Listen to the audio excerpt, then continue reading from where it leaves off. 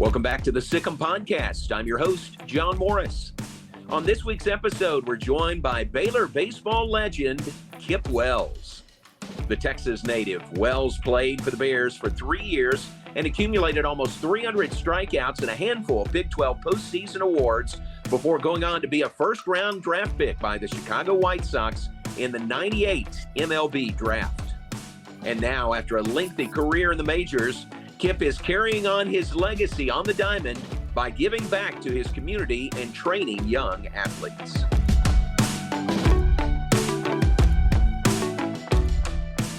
Welcome in former Baylor standout, Baylor legend, Kip Wells. Kip, great to have you on with us.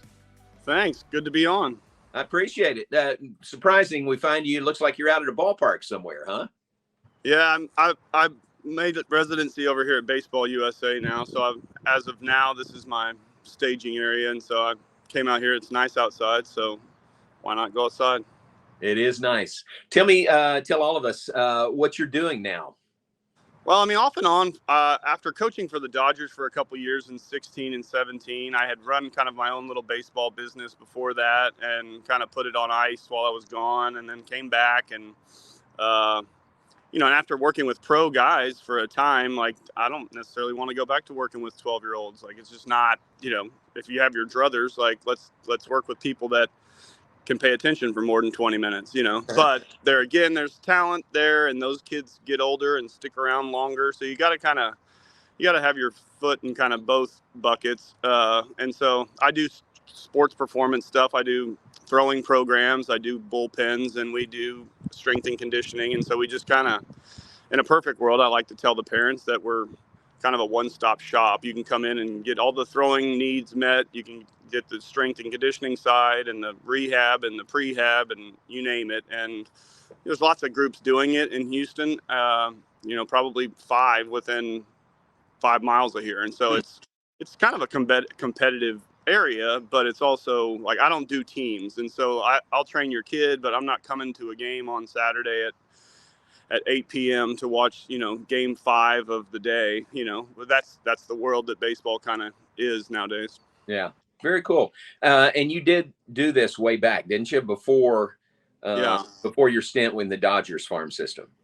Yeah. So I got done playing in 13, and then 14, we moved from West University near Rice over to Memorial area. And at that point I rented a shopping center building and just said, hey, I'm going to build out my little man cave. I mean, at the end of the day, for baseball standpoint, like, it's a PTSD level kind of thing when you leave baseball, and I needed somewhere to go. Like, I'd go sit in the parking lot at Home Depot and talk on the phone. I didn't have an office. I needed somewhere to just hide, for lack of a better word. Right. And so I made what was kind of a man cave into a pitching studio, for lack of a better word. And, and it worked. And I wasn't comfortable charging people an arm and a leg for my services and sitting on a bucket at a Little League field and thinking that I was, doing it right. So I was like, if I'm going to charge you real money, then, here's the behind the scenes of, we don't throw to get loose. We get loose to throw, Yeah. And that's one word you mentioned was prehab, which is really important. I mean, the benefits of that, right? Especially younger players to kind of learn how important that is. Yeah, and by and large, when they get hurt, they just go sit at home. And it's like, oh, I have Little League elbow, or I have a stress reaction to throwing too much because I'm 13 and my body's growing. And then they kind of just go sit at home for parts of 2 or 3 weeks. And then they call and say, hey, we're ready. We've laid off. And you're kind of like scratching your head thinking, well, those weeks that you laid off, we should have been doing some shoulder stuff. We should have been doing some range of motion stuff. It's overkill to a certain extent with some of the kids because, God made a pretty good body when he made it. And the more we mess with it, the worse it seems to get. And so, but yes, there's all kinds of, there's definitely high school kids that are seniors that are throwing 94 miles an hour. And after they pitch, they need to do something the next day that's preparing them for the 4 days later or whenever 6 days that they throw next. And so, just trying to, teach that message. Where can people find you? Do you have a website, or what's the best way? Yeah, I mean, my name, Kip Wells 32, it has a .com, and then we have a dojobaseball.net, which is a spinoff kind of what I started when people would say, "Where's your batting cage?" I always just would be kind of miffed that I'm like, I don't have a batting cage. I don't do batting lessons. It's not a Right. batting cage. So I'm like, what do I call this thing that can be, catchy and cheesy and all that? And at that time, I just started calling it the dojo. I'm up at the dojo. And so Cobra Kai, that TV series, kind of came Right. on around that time. And I had some pro guys that were training, and we just kind of ran with it. And so then I added this little Torii gate, which is this red looking, gate that Right. the logo itself is unique. And then it turns out there's the pitching ninja guy who's super popular on social media that does, and now he's got a dojo something spin off. And I'm like, man, the dojo thing is like, I'm not maybe I feel like I was the first guy to the party, but maybe I wasn't. Right. That's pretty cool. All right. Go back to your time coming out of high school, Elkins High School. You were part of some really good high school teams, right? Or maybe they were summer teams after high school, but there was a lot of talent on those teams. Sure. I mean, Eric Nelson, who came to Baylor, and we had probably on the 9 guys on the field, all of them went to play Division I baseball. So we started, Elkins was a new school. We were the first graduating class. So in 94, we lost to Bel Air to go to state. They won. I don't know if they won state, but we didn't have any seniors. And so the next year we're like, we'll be back and we'll take you down. And so, at that time we all lived in Quail Valley, which was kind of a neighborhood where all the kids, and then eventually a family bought a batting cage that was down the road on Murphy Road, and all the kids could kind of start training there and doing, stuff with Mark Mahalik was a guy that was at Rice that I did lessons with. And, we'd go up there and see Greg Swindell and people that we thought were, idolizing, in the early 90s, 92-ish, something like that. And so it kind of got ingrained in us that the training side was a necessary thing. And so I kind of try to do that same model now, where it's like, hey, there's some accountability to not showing up, and you get ragged on if you're not, if you're slacking, and if we're doing bench press and we're going to max out, and one kid's trying to slow play it so he saves his energy, and you're like, no, you got to go hard all the time. So it was a good, developmental time for that part of Houston, and we capitalized, and it was a lot of fun. That's really cool. It's a great background. So if I remember right, you've got a lot of burnt orange in your background, like your dad. Yeah. And so how did you want to go to UT? How did you end up at Baylor? Sure. I mean, at that time, my dad, Robert, was heavily involved in the, courtship process of where I was going to go. And I kind of wanted to go to Texas because I grew up watching Brooks Kieschnick and stuff like that. And I burned orange, and so at that time, Gustafson was kind of on his way out. His brother was kind of running things and kind of running it into the ground, for lack of a better word. And there were guys that had, come out of there hurt, and after 3 years of good college baseball, you might have a national title, but you might have a shoulder scope too, And so the concern was just that we're not going to go somewhere that there's these uncertainties. It really came down to probably A&M and Baylor at the end of the day at that time. And so Baylor was doing the same things that all these other schools were doing, going to the same conferences, and it was like, hey, we'll just go over here and we'll come back and beat you with another team. So Baylor was a good fit. I love, Coach Smith and the class that we had. We still, somewhat stay in contact more now that Mitch resurfaced, and we had, kind of a call to arms to say, all right, let's all get on a group chat and, figure out how can we help this guy in this situation. And so it's been a good little, rekindling of, Bergie's got a kid there now, Yeah. And the unfortunate, Ron Patterson passing, and he's got a kid there now. And so, it's coming full circle. Your oldest is 14, probably 14 now, 15. My daughter, Georgia's 16. So she's 16. now driving, and then Deacon is 15, and then Eleanor is 12. And so there you go. Yeah, Georgia, we went to the UT Baylor game on Sunday. And so my Deacon wore a Texas shirt and my daughter wore a Baylor shirt. So we were all kind of confused, but Emily, my wife, went to Texas also. So she's, but they're loyal to dad's alma mater. That's good. Yeah. And isn't it great having Mitch back? I mean, he was here as an assistant when you were here, and now he's back as the head coach. Right. It really does seem like it's reconnected a lot of you guys. Not that you were ever disconnected, but Sure. reconnected more with Baylor. Right. And it seemed like there was kind of a void there, in the time from, 2000 to 2020. You're like, well, what happened in that 20-year period? I mean, everybody's doing their own thing, chasing their own dreams and moving on to the next thing. And I mean, Jimmy's there now. The left fielder's coaching third base. And so, getting to see Pam and his kids and all that stuff I went to the first pitch luncheon dinner a couple months ago. And so it's good. Yeah. I mean, you want to see the right people in places that are pivotal, and now they just need to go out there and win. So as we record this, you are headed to Waco this weekend to be recognized as a Baylor legend at the game on Saturday. That's a nice honor. Hope you and your family really appreciate that.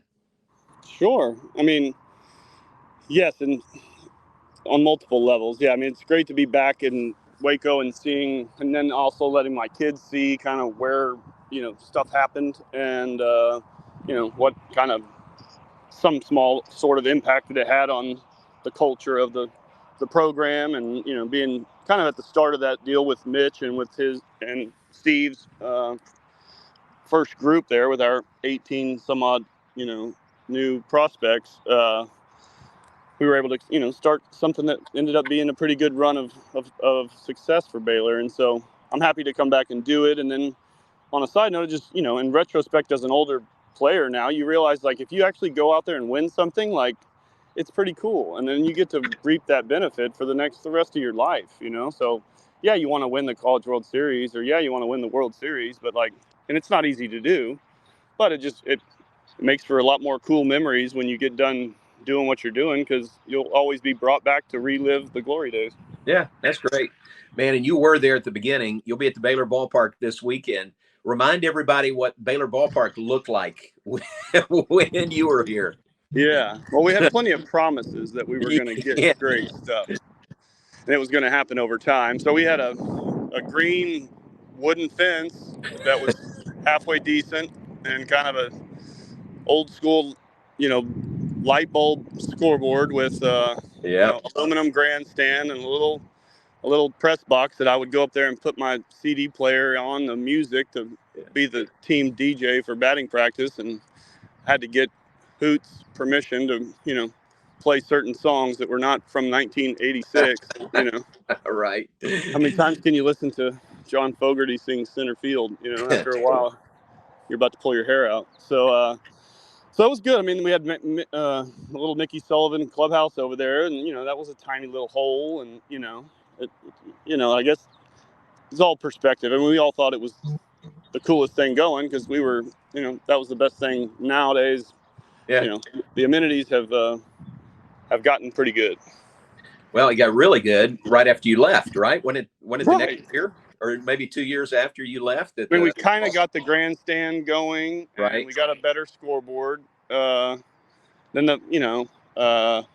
by the time I left, I left my junior year. I was there in the fall of my senior year, just throwing. If they don't recall, that back then the draft happened and you didn't have to sign within 30 days. You could hold out for, up until basically the next draft. And so the fall of my senior year, I was there living with Mike Bradford and Jamie Bubella and over off the Bear Trail, and just throwing at McLennan County. And so things were starting to come together at that point, but I didn't really truly get to see the true amenities. We still had some druthers to kind of muddle through. Yeah. So you were there at the beginning of the ballpark, but you were there really on the ground level, the foundation of when the program really took off. I hope you appreciate, your part in that, your success in that. One season, maybe your junior year, you won 13 games, and you were a part of that foundation that really led to Baylor baseball being what it is today. Sure. And I mean, you got to, and I, as a pitching coach, I mean, I'm selfishly paying attention to, what makes people tick, what works. And at the end of the day, people ask me, who's the best pitching coach? And I tell them the line that it was told to me, which is the best pitching coach is the guy standing next to the 20-game winner. So you get credit for stuff that you probably don't deserve, but you need talent, And so for us to show up there as kind of a big group, and then for somebody like Jason Jennings to come along and say, well, those guys are actually pretty good. Like, I don't think I wouldn't mind going there. And then from there, you got to roll in some Clydesdales every now and again. Not that I was a Clydesdale, but some big horses that come in and bolster what you're doing. And then it feeds itself, And so that's the challenge, I guess, now with the transfer portal and all that stuff. But theoretically, like, you'll get good when the good kids agree to come to your school. Yeah. It sounds simple, but that's absolutely factual. But you were part of those teams that really set the tone and helped the recruiting just continue to ramp up. One thing I always remember about your time here, Kip, that we could talk about was the team Christmas parties and the gifts, the sort of the white elephant gifts that you would bring and your teammates would bring. That's pretty memorable, isn't it? For sure. I mean, I remember I spent more time thinking about what I was going to do than other people did, Right.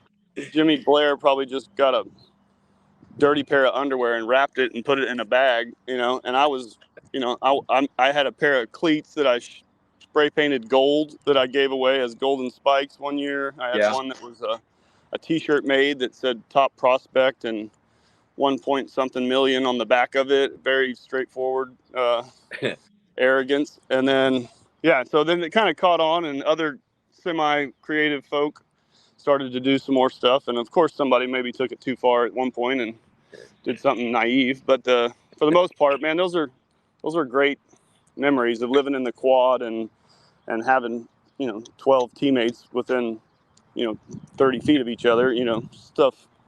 Memories are made.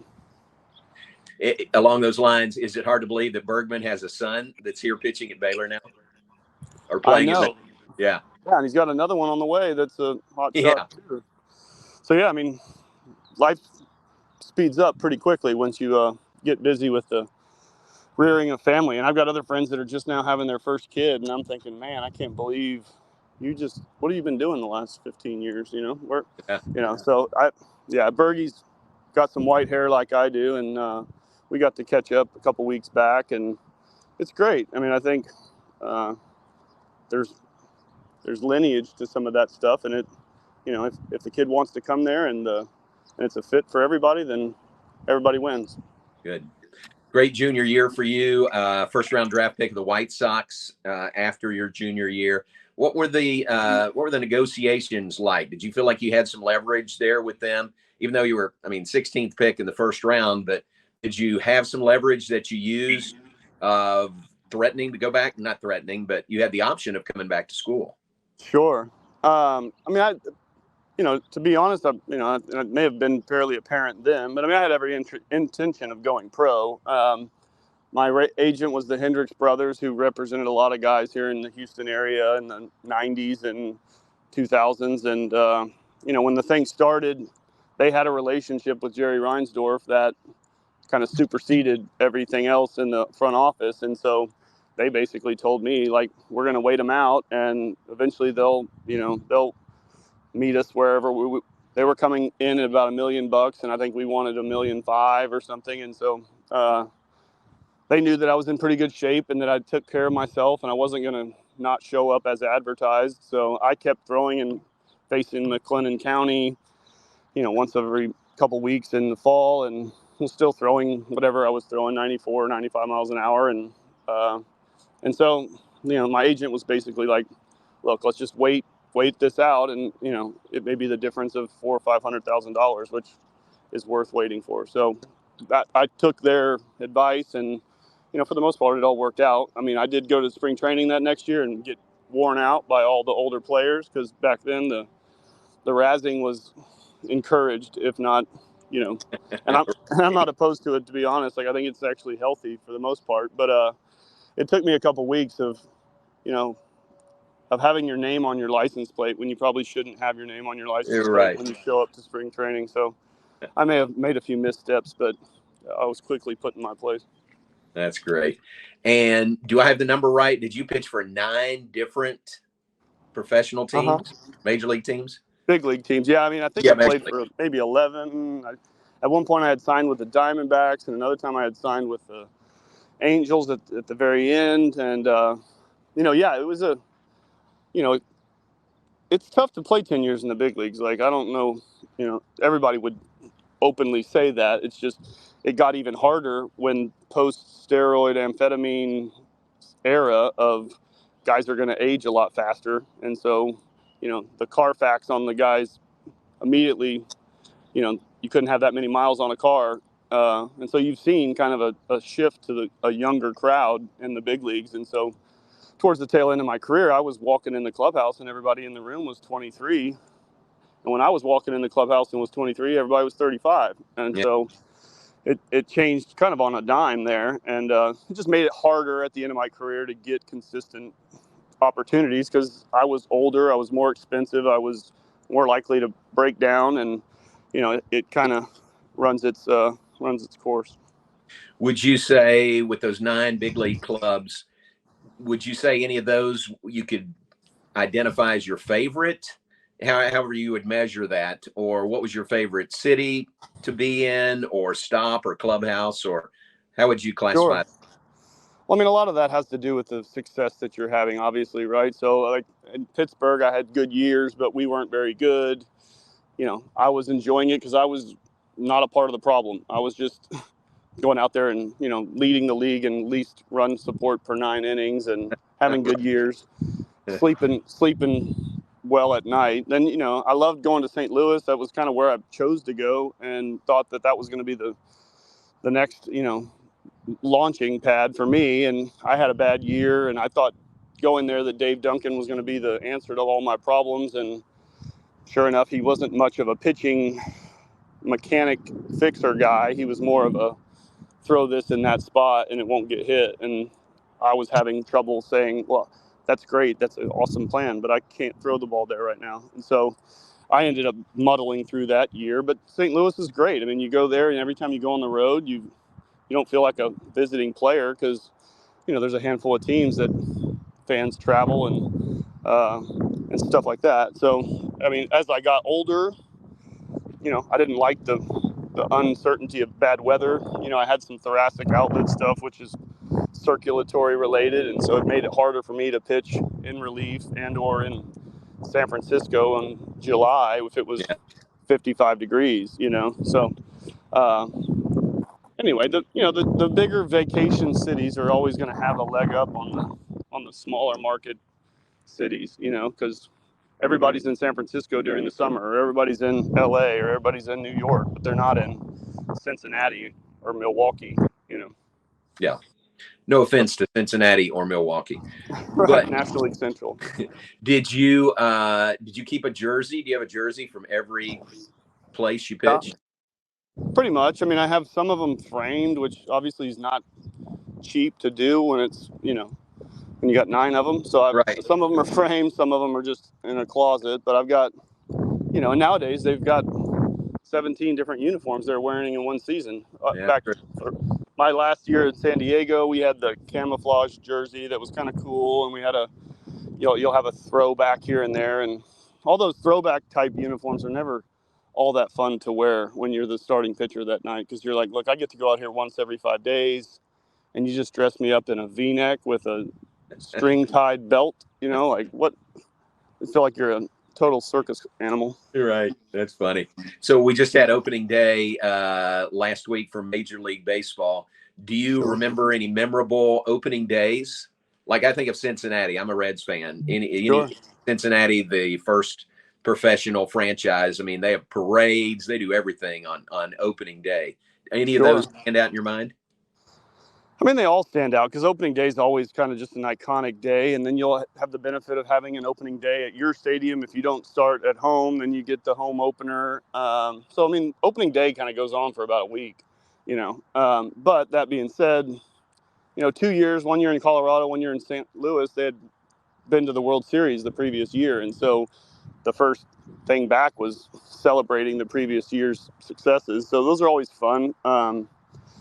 We've opened up all over the place. And so there's such an excitement about it when it comes to having spent 45 days in Florida or Arizona that you're just jonesing to get out there and get to playing. And hopefully you don't have to go to Philadelphia or Pittsburgh or New York where it could be 45 and raining, Right. which I'm sure it will be in some of these places. But you just left 90 and perfect and went into the kind of dog days of the end of winter in some of those places. But yeah, opening day is great. Everybody gets introduced.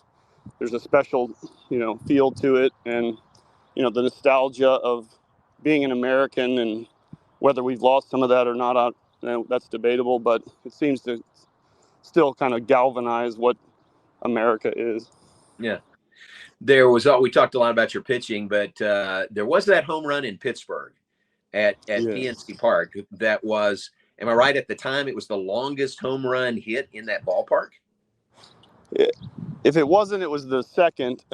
Second. Yeah, maybe second. You're right. But they'll just pop up on the scoreboard, a week later, like, here's the top 5 homers of all time. And it's like Matt Stairs, Kip Wells, Mike Piazza. And you're like, wait, what? So, Yeah.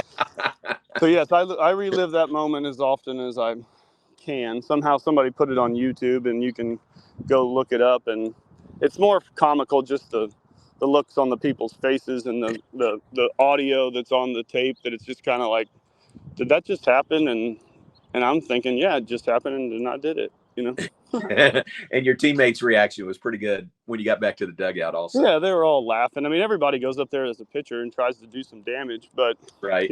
Later in my career, I didn't seem like it was as fun when you're like, you get sawed off on a fastball and your hands are ringing and you're the third out and you got to go out there and throw warm-up pitches, and you're like, maybe I'll just stand there next time because this it's not rewarding.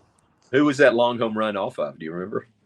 It was Odalis Perez, who's actually passed away. I don't know what happened to him, but he died a few years ago, maybe in the Dominican, but he was a lefty. And funny enough, Dave Roberts was the center fielder for the Dodgers at that time, and that's who I coached for. And so there was only a handful of opportunities for me in the Dodgers days to really even cross the fence to the big league side, because they kind of kept everything pretty buttoned up, and you're on that side of the fence or you're on this side of the fence. And so one day I was like, I'm going to go over there and just say hi to some of the guys that I know that are over there. And so I walk up to Dave Roberts and say hello, and that's the first thing he said. He's like, "Oh yeah, tell me about that home run you hit again." I'm like, "Hey buddy, I want the pitching coach job. Like, I don't really care about the home run. I want to talk about getting a job improvement." But there again, I hit 4 of them. So I had one in San Diego, one in Philly, one in San Francisco, and one in Pittsburgh. So so running into the ball was fun when you just get your money's worth. Nice. So when you come back and you'll be recognized as the legend this weekend, when you come back and Mitch asks you to speak to the team, what's the message, with your experience, having gone through things here at Baylor and then your time 10 years in the pros, what's the message you would like to share with the current Baylor players? I mean, I think that's a great question. And I think you kind of need to be, the more times you speak in public, you can kind of, it's almost like having a testimony, what led you to Christ? What were the situations that led to that? And then, and even talking to my dad, who's a wise counselor of mine, and, many of the Baylor people would probably attest to that in their own lives. But, also being like present, from like even like a Holy Spirit standpoint, like what message does this crowd need to hear?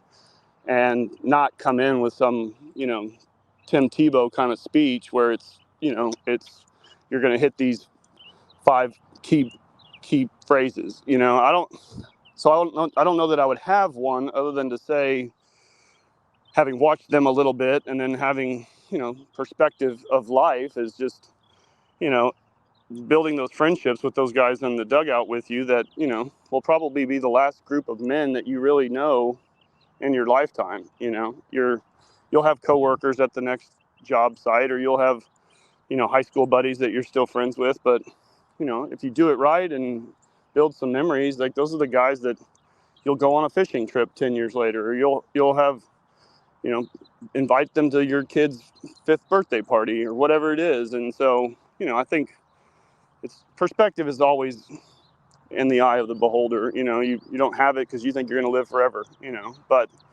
we don't. And if you make some good friends and are a good friend yourself, then, you have an opportunity to live vicariously through a lot of guys' lives that are sprinkled all over the country.